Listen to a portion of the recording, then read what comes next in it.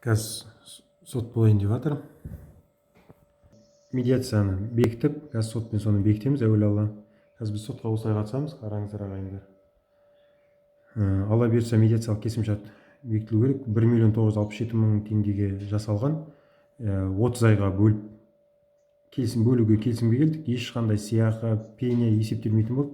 Тек қана жалпы сумма қарызы сол төленетін болды. Осындай керемет жетістікке жетіп жатырмыз. Оған қалай жеттік біздер?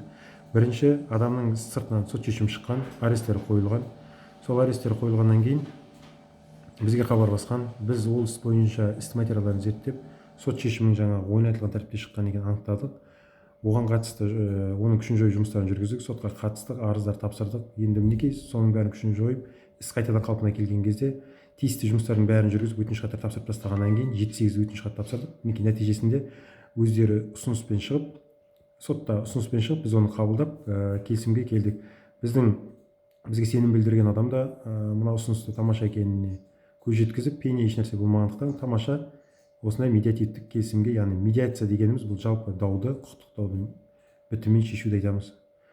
Сол ағайын, осындай жетістікке жетіп жатырмыз. Мұндай жетістіктеріміз көп бола берсін, және ондай істер бізде көп жиі кездеседі, өйткені біз сотпен қойған аресті шешумен айналысамыз. Соның барысында осындай істер шешіліп жатыр ағайын.